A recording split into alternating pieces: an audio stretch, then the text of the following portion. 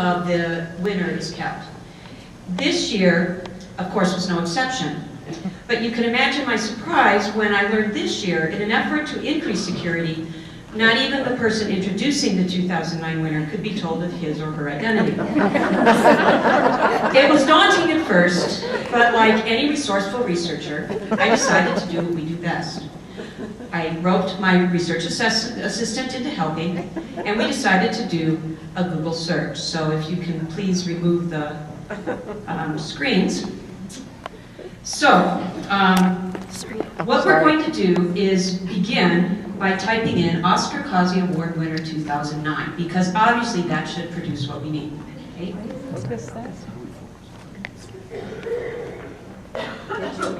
Not as straightforward as we thought. Oscar Causey Award Winner 2009 is what I meant.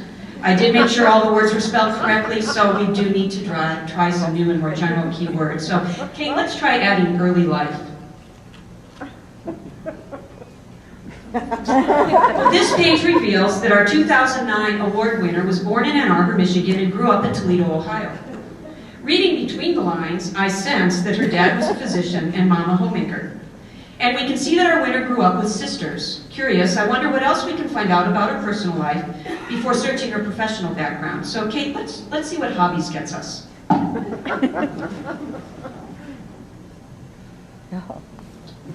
Well, our winner clearly enjoys gardening, hiking, and golf. And I noticed there's a video. Let's click that and see what we get. Oh, no. And you go into this test, and you take about half of it in your hand, pour it in the water as best you can. Get your glass can. I use glass. I know this is a 9-inch. And we add it. Our nice pie crust. Stick the pie in for the first 15 minutes. And the pies are coming out. They've dripped over, which is good. That's the pie. Call if you have questions. She's an accomplished baker of fruit pies. But let's move on and see what we get if we try family today. Well, she has 2 children, now grown. Her son graduated from Berkeley and started University of Michigan for graduate school this fall. Her daughter, recently married, is following in her mom's footsteps into a career in education.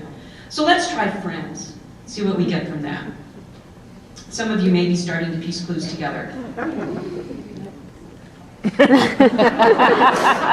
This gives us some information about ties to her colleagues and a little bit outside her academic circle. Perhaps you might recognize some of the familiar faces. But I think we need to shift gears and focus more on her professional life. Let's try education.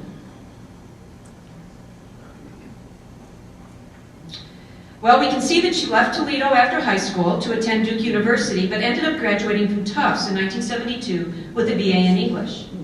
So let's trace her pre-doc career. Try pre-doc. More clues.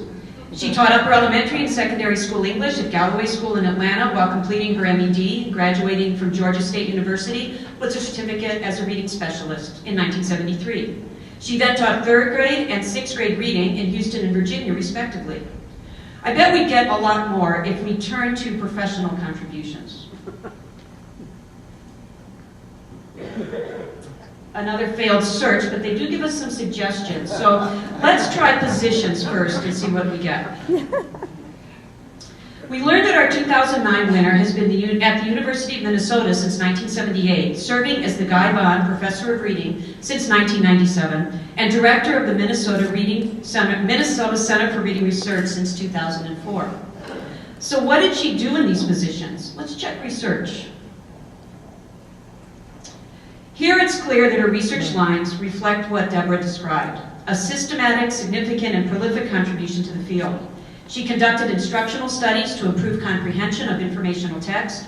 She developed and studied an early intervention using a balanced approach and designed to be taught by teachers in the context of their own classrooms with their often limited time constraints. It's proved exceptionally effective for students at risk for early failure.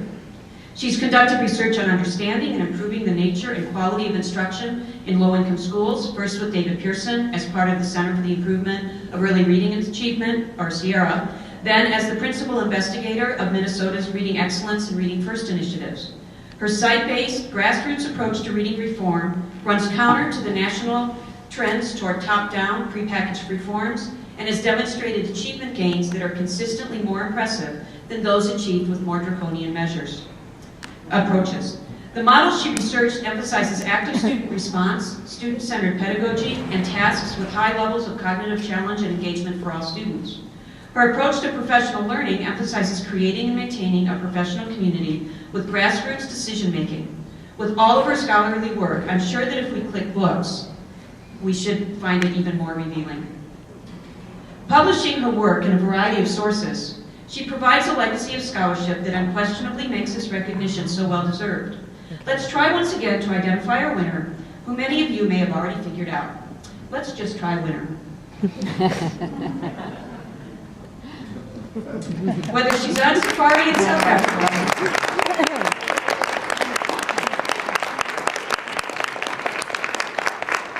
enjoying an evening with good friends and food, entertaining her colleagues at home, or working with thousands of teachers to improve literacy teaching and learning, Barbara Taylor epitomizes the Oscar Causey Award for a lifetime of contributions to understanding literacy theory, research, and practice, and impacting the lives of countless literacy professionals who have, in turn, changed the lives of tens of thousands of children. Congratulations.